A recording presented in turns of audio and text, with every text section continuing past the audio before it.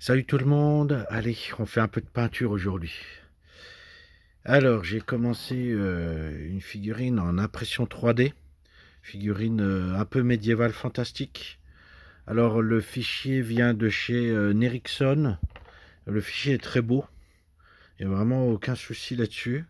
Là, j'ai remis, alors le fichier d'origine fait 75 mm ou 140 mm, me semble-t-il. Et là, je l'ai remis, alors environ au 1/8. Donc oui, elle sera plutôt d'une belle taille. Donc là, j'ai commencé à peindre la plupart. Alors, il y a la plupart des pièces. Il y a beaucoup de, il y a beaucoup de détails. Comme vous pouvez le voir, il y a beaucoup de choses à peindre, hein. Donc, il y a plein de petits accessoires, plein de choses. Donc, voilà, c'est pas mal à peindre, hein. Il y a beaucoup de choses à faire. Donc, la première chose que j'ai fait moi, c'est que j'ai commencé par peindre la couleur chair. Donc, j'ai mis une couche d'après, préparation comme d'habitude, hein, dans la figurine, on prépare bien sa figurine, ponçage des petits défauts des supports. Après, une couche d'après noire. Là, j'ai pas mis la couche blanche pour faire les ombrages. Alors, pourquoi j'ai pas fait ça? Alors, souvent, vous pouvez voir les tutos où ils vous disent, voilà, vous faites un après noir et après, ils appellent ça une couche zénitale en blanc sur toute la figurine. Alors, des fois, c'est utile notamment sur les petites figurines où après, on va mettre des peintures à contraste parce qu'effectivement, le blanc et le noir vont créer un contraste. Mais sur une figurine comme ça n'a aucune utilité.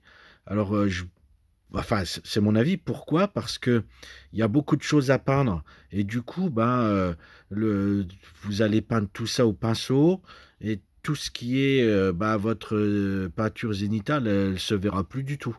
Donc, pour moi, ça sert à rien. Sur ce genre de figurine, ça sert à rien. Donc j'ai fait un traitement, à l'aérographe sur la couleur chair. Pourquoi la couleur chair? Parce que c'est une couleur claire et du coup au pinceau, elle va mal couvrir, on verra pas bien les couches. Donc là, c'est la seule chose que j'ai fait à l'aérographe. Enfin, j'ai fait cette partie-là à l'aérographe et la petite jupette à l'aérographe. Donc là, c'est du bleu. J'ai pris déjà un bleu foncé Tamiya que j'ai éclairci après avec des bleus de chez Mig. Des bleus comme ça, des bleus très très clairs. Ça, c'est le bleu russe pour les avions russes. Voilà, j'ai pris ce genre de bleu-là pour après ben, faire des petits éclaircies un peu partout. Donc après, tout le reste, sinon, c'est fait au pinceau. C'est fait au pinceau. Et pour l'instant, c'est fait à la peinture Tamiya. Voilà. Alors, voilà, j'ai commencé à peindre la petite pièce là, le petit carcan qui est derrière. Là, je l'ai peint à la Live Color pour avoir un brun très foncé. Hop, on va essayer de bien cadrer ça. Alors maintenant, je vais peindre les petites parties ici en couleur métal. Donc je vais prendre mon métallique grès que j'ai déjà bien mélangé. Hop, et je vais venir peindre. Toc, alors, je vais prendre un pinceau. Là, c'est du 5-0. 5-0. Hop, je vais en mettre un peu là. Je vais mettre mon petit diluant. Alors, juste un tout petit peu, hein, il n'y a pas besoin de beaucoup. Je vais essuyer mon pinceau et je prends vraiment que sur la pointe du pinceau. Ah, je ne trempe pas tout mon pinceau dans la peinture, sinon ça va pas. Et là, le but, c'est vraiment de peindre, voilà, de peindre la petite pièce sans déborder. Voilà. Tac. Donc, je vais mettre de la peinture un peu partout. Ça couvre plutôt bien, hein. Tac. Voilà, je vais faire que cette partie-là pour l'instant. Hein, je sais pas si... Bon, je pense qu'on voit plutôt bien. Tac. J'en mets vraiment que sur le bord du pinceau. Voilà, surtout pour les petites jonctions.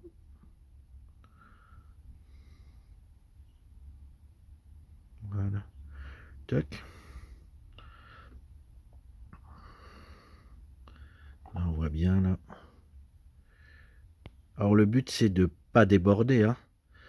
Et bon, moi ça fait maintenant une paire d'années que je fais un peu de figurines. Moi je vois beaucoup comme tout le monde, hein, je suis allé voir un peu sur le net. Moi j'ai appris il y a 30 ans à peindre de la figurine. Donc les techniques ont un petit peu évolué, mais j'en reviens toujours à mes méthodes à moi, hein.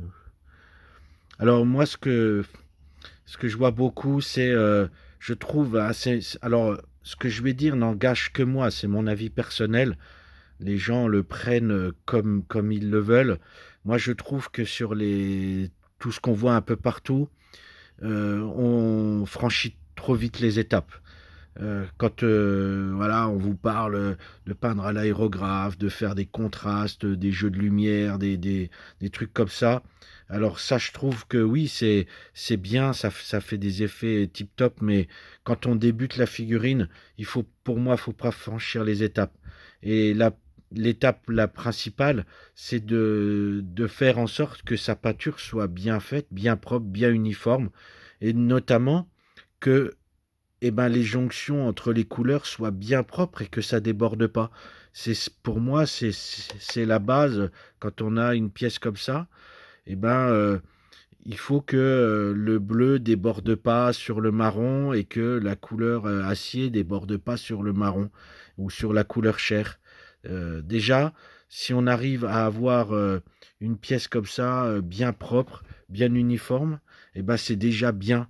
Et je pense que pour commencer la figurine, avant d'aller chercher des contrastes, des lumières, des jeux à l'aérographe, etc., il faut déjà s'appliquer à ce que nos peintures soient bien propres, bien uniformes, que ça déborde pas. Vous voyez, là, j'ai peint les petits. Je vais essayer de m'approcher sans que ça soit trop flou.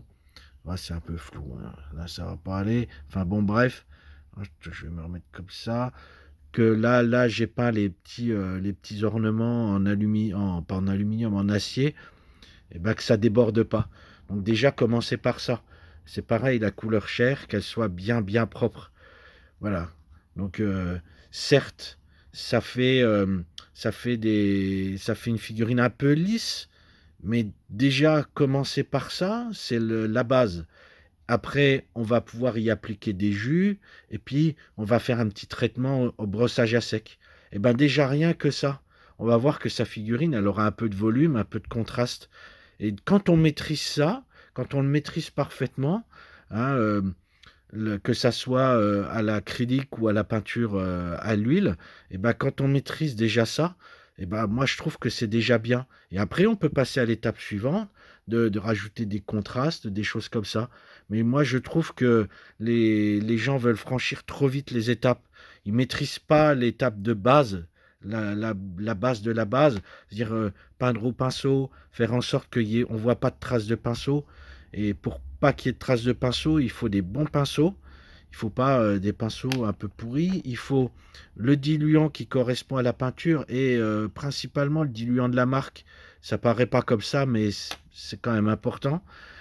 Et après, à la limite, les peintures, peu importe, le type de peinture, peu importe. Euh, on me dit souvent, ah, la Tamiya, elle s'applique pas bien au pinceau. Ben là, j'ai appliqué la Tamiya au pinceau et puis, j'ai pas de problème, ça s'applique très bien. Euh, Toutes les peintures se valent. Enfin, pour moi, toutes les peintures sont bonnes. Il n'y a pas de marque de peinture meilleure qu'une autre. Mes premières figurines, je les ai peintes à l'Umbrol. Et ma foi, on s'en sortait très bien. Toutes les peintures se valent. Alors aujourd'hui, on a effectivement des peintures comme ces peintures-là, ou les Valero, les R, euh, les Air Color, là, de chez Valero, qui sont plutôt prévues pour l'aérographe. Donc c'est vrai qu'au pinceau, elles sont pas idéales, mais on peut quand même y arriver. Même la Tamiya, qui a la réputation de pas trop s'appliquer au pinceau, eh ben, j'ai appliqué la Tamiya au pinceau et j'ai pas de problème. J'ai pas de problème. Après, effectivement, si on veut mettre une deuxième couche, il faut bien attendre que la peinture soit sèche, et notamment à cœur. Parce que les peintures, elles vont sécher. Là, j'ai fait ça il n'y a pas longtemps. Elle peut paraître être sèche, mais elle n'est pas vraiment sèche. Elle est sèche en surface, mais à cœur, elle l'est pas. Donc, si après on remet une peinture dessus, la peinture, et avec son solvant notamment, qu'on vient d'appliquer, va agir sur la peinture qui est soi-disant sèche. Et du coup, bah, ça va se remélanger, ça va pas faire propre. Donc il faut attendre, notamment avant de mettre une deuxième couche, que la peinture soit bien sèche. Et des fois, bah, il faut attendre le lendemain. Hein, il faut attendre quelques heures, voire le lendemain. Voilà. Alors, donc déjà pour moi, c'est ça la base. Alors, il n'y a pas besoin d'avoir 4 tonnes de matos. Il faut quand même des bons pinceaux, notamment si on veut faire les petits détails. Ça, c'est important d'avoir des très bons pinceaux. Et après, c'est pas compliqué, hein. Il faut y aller tranquillement, prendre son temps. Là, je vais peindre les petites lanières. Vous voyez, je vais reprendre la Tamiya. Là, c'est du Natto Brown. Donc, je vais en prendre un petit peu avec mon pinceau. Mon pinceau, il est encore un peu humide, donc j'ai pas besoin de le remouiller, on va dire, avec du diluant. Et vous voyez, ça s'applique très bien. Voilà. Toc, on voit bien, hein, même si c'est toujours un petit peu flou. Alors, on peut prendre une palette humide. Moi, j'utilise pas la palette humide, surtout pour la Tamiya. On peut utiliser la palette humide, notamment pour les acryliques, comme la Valero, les MIG, les AK, tout ça. Il vaut mieux l'utiliser, parce que sinon, elle sèche très très vite, hein. Voilà. Alors, on peint un peu comme ça. On va essayer de trouver des peintures, des différents tons de brun pour donner déjà un peu de contraste. Et on s'aperçoit que, voilà, si on a déjà peint proprement, sans déborder, sans faire de pâté, eh ben, on a quelque chose de déjà bien bien propre. Et il n'y a pas besoin de fioritures, il n'y a pas besoin de... Voilà. Une fois qu'on maîtrise bien ça, on va aller travailler les jus, par exemple. On va faire des jus tout simples. Hein, on fera ça dans la prochaine vidéo. On fera les jus. Et puis des petits brossages à sec pour faire ressortir tout ça. Mais déjà, les jus, ça demande une petite dextérité. Si on veut que ça soit bien comme il faut, eh ben, il faut une petite dextérité. Il faut déjà maîtriser un peu les peintures. Voilà. Donc là, je fais petite lanière, une couleur un petit peu différente pour apporter un peu de couleur. Voilà. Tac.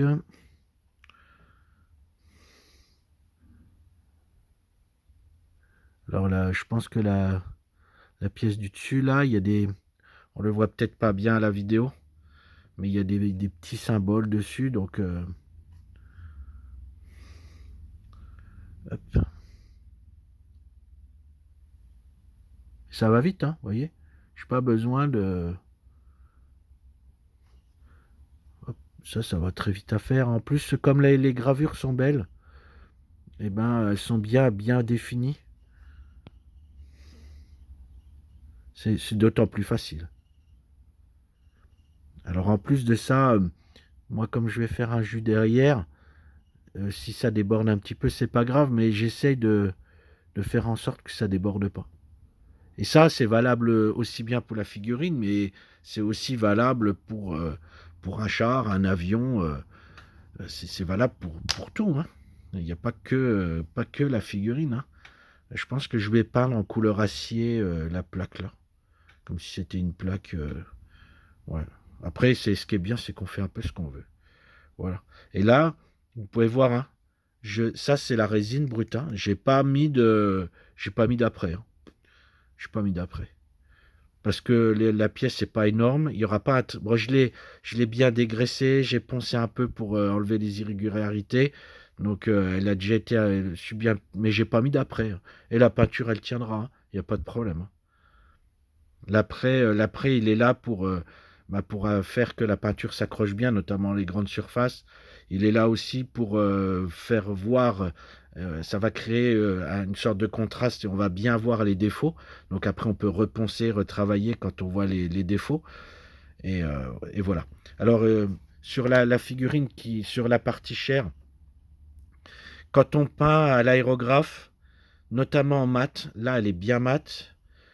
il se peut qu'il y ait une sorte de pellicule un peu granuleuse qui se forme sur la figurine. Et si on met un jus après, ça va faire buvard. Et donc, moi, je prends un pinceau un peu dur, un peu brosse. On peut prendre une brosse à dents. Et en fait, tout propre, hein, faut pas qu'il ait été utilisé. Et je vais venir frotter comme ça. Et alors, ça va peut-être pas se voir, mais ça va un peu lustrer ma peinture. Ça va enlever toute cette petite pellicule. Alors, ça m'est déjà arrivé, même quand vous la prenez, vous touchez comme ça, vous regardez sur votre doigt et tiens, vous dites, tiens, il y a un peu de peinture comme si elle est.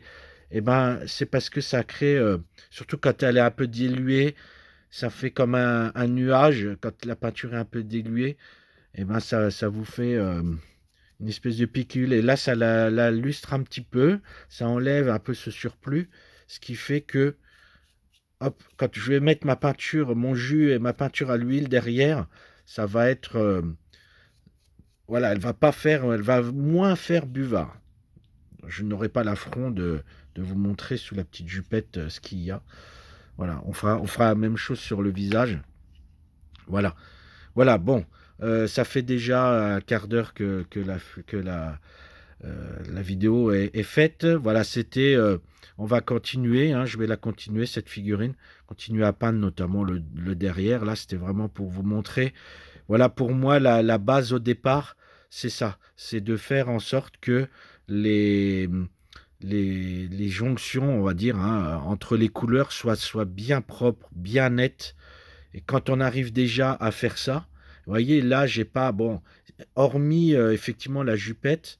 Heu, sur le reste, j'ai pas fait de traitement particulier et ben, moi, je trouve que c'est déjà propre, que c'est déjà pas mal, hein. Si on arrive déjà à faire ça et encore, hein, moi, c'est pas parfait parce que j'ai des endroits, où je vais faire les jus et tout ça donc là, il y a des endroits, je vais essayer de vous montrer. Vous voyez, par exemple, là, j'ai des jonctions qui sont pas parfaites, mais je vais leur travailler derrière. C'est pas grave.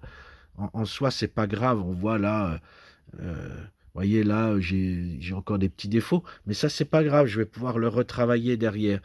Mais déjà, si votre objectif est, on peut voir que ici, bah, c'est vachement important de faire une jonction bien propre entre la ceinture et puis la peau. Et bah déjà rien que ça, je trouve que ça donne, ça fait un travail propre. Donc pour les débutants qui débutent en figurine, notamment, parce que souvent il y a beaucoup de choses à faire en figurine, mais c'est valable pour l'avion, la voiture, les chars, des choses comme ça. Déjà faire ça, les jonctions entre les couleurs bien propres, et ben, je trouve que c'est déjà maîtriser ça, c'est déjà très, très bien et il faut pas brûler les étapes. Il faut commencer par ça, bien maîtriser son pinceau, avoir un pinceau bien propre, bien net, faire, bien maîtriser sa peinture et ben, c'est déjà pas mal. Voilà. Bon, écoutez, on continuera les vidéos sur cette figurine.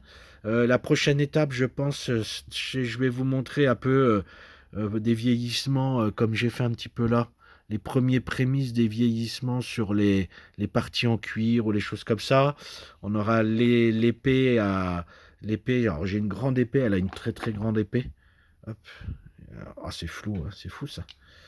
C'est le matin, c'est pour ça. Je parle le matin et c'est flou. Voilà, on a une grande épée.